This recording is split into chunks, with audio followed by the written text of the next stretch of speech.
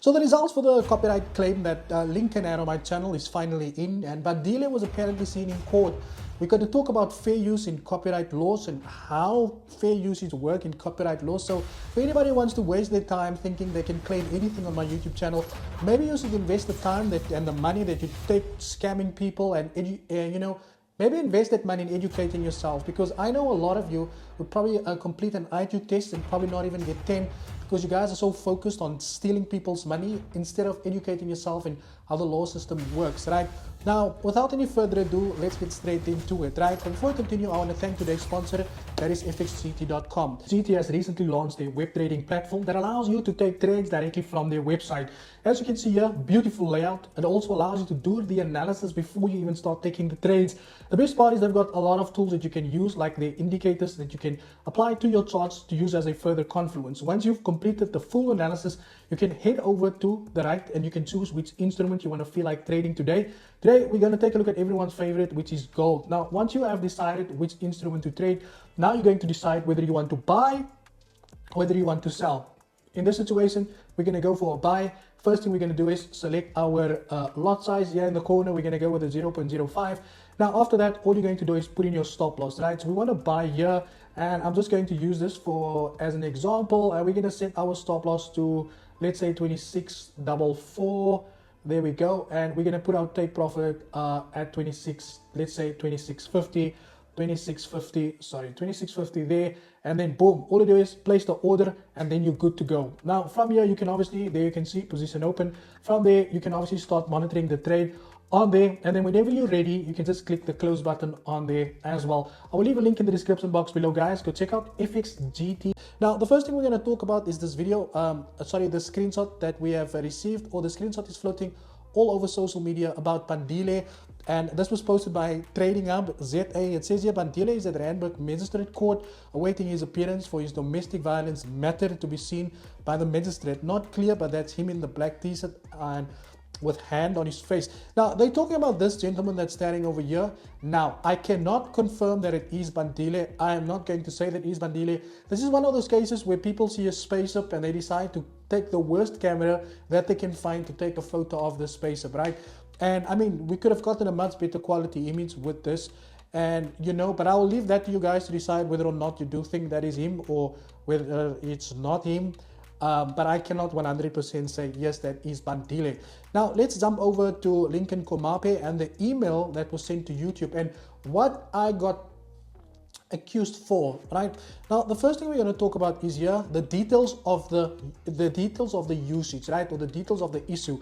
This basically describes what about the videos that I've used is he claiming for it being a copyright infringement, right? Number one, extent of use. Rolio Jack has used a substantial portion of my original content. Now, I know most of you don't know anything about being original because most of you but most of you copy MQL source codes for these EAs that you are selling, so it can look like you've got your own one. Meanwhile, it is just a copy of the previous person's one as well. Now let me talk to you about copy and being an original, right?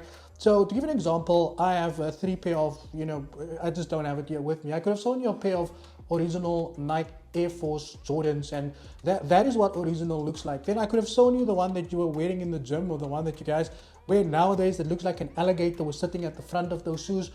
And that's fake. Now, coming back to the statement that you make here to say that the portion of my original content. Now, I've taken a screenshot of the video that I used, which is this one over here. Now, how is it that this is your content, but it's got a Limpopo podcast watermark running at the back of it? The thing is that you've taken this content from the Limpopo podcast, right? You have re-edited, put it onto your TikTok, and you've now claimed the rights to own this video. So how can you come and tell YouTube that Rolio Jack has used a substantial portion of my original content? What original content do you have? I don't think you have any original content, right? Now, you know what's even more sad is the fact that there's a guy in the right hand corner. He says that he lies, he's a scammer, he took my 500 rand, now he doesn't want to help me, he's a fraud. It is a typical scammer response of you guys to focus on me. You shouldn't focus on me. You've been to Cape Town. You should have told me you were in Cape Town. We could have settled this like I would probably get arrested for domestic violence, but we could have settled this the right way. Instead, now you go to YouTube and say, go and take this guy's video down, I want to show him a lesson. It doesn't work like that. Instead of now coming after me, you've put in a lot of effort to type that useless paragraph that looks like it was created by AI. Instead, you could have just came out here, tell this guy, you know what, I'm sorry I scammed you, here's your 500 Rand. But you don't have to worry about that because the FSCA is going to deal with you sooner or later. Any case. Number 2, impact on my work. This authorization use has directly affected my professional reputation and business. If you're referring to your professional reputation or your professional business, are you talking about your Instagram profile that claims to make you look like you're some famous celebrity where over 100,000 of those followers doesn't even exist? Now, if we take away the 101,000 fake followers that you have, you are left with 60,000. If we divide that into 10, you'll still not get the amount of engagement that it is that you are supposed to get. So I don't understand why you guys always feel the need to think that you are some famous celebrity out there because you buy your followers to the top. So does that mean, wait, I've got an idea. So does that mean my followers that I have is 100% legit? Doesn't that make me famous as well because I've got a higher audience score, a higher engagement score, and a higher, Now, doesn't that make me famous as well? Don't that put me in the bad light if you talk about me on social media as well? Now, I think you're mistaking me for another guy, but clearly you don't actually know I am. And I'll tell you something today that I hope and I pray, and I'm saying this on my dead father's grave, that I hope we don't ever meet face to face. Okay, that's all I'm going to say, because otherwise this YouTube video is going to turn into something else. So let's continue with this video, right? Number 3, purpose of the use. The content uploaded by Rolio Jack does not serve an educational or transformative purpose. Instead, it appears to have been uploaded with malicious intent to harm my reputation. What reputation are you referring to? That is what's so upsetting about what you guys. You really think that you've elevated in life. You are a waste of my time, and I have told you to back down. But you know what you do is that you don't listen. Now you say that it is meant to harm. It was uploaded with malicious intent to harm my reputation. But filing a copyright strike against my YouTube channel was not intent to harm all the hard work and effort and money that I've put into this YouTube channel. It was uploaded with malicious intent to harm my reputation, but scamming people and harming people financially is nothing. It was uploaded with malicious intent to harm your reputation. Meanwhile, you made people suffer out there, making them believe that you were going to change their life through that bullshit course that you are selling.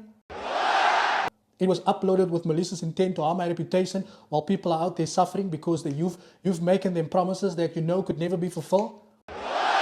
Any case, so that is what the story was about, right? Then YouTube have responded. Thanks for your response. We've reviewed it and updates below. Request declined because you're not educated. Are you dumb, stupid, or dumb? Huh? Now today I'm going to educate you. According to the South African Copyright Act. Now, when it comes to criticism and reviews, fair dealing allows the usage of copyrighted material to critique or review a work, provided that such use is transformative and does not replace the original work in the market. Now, the information that you used has been transformed from the original content that it was into whatever it is that you've put it into. So I'm going to say this to you today. This week coming, I'm going to make a video about you. I'm going to show the people how do you report someone to the FSCA. And if you think I'm going to leave this because your intent to file a copyright strike on my YouTube channel was to harm it. Now I'm going to tell you today, we know that you don't have a job and you can't trade. We know you can't make money in the market. You are relying on people's money. And we are going to make sure that you either get a license for what it is that you are doing, or we make sure that the FSCA gives you a 1 million Rand fine. Thank you for your time. And as always, cheers for ears.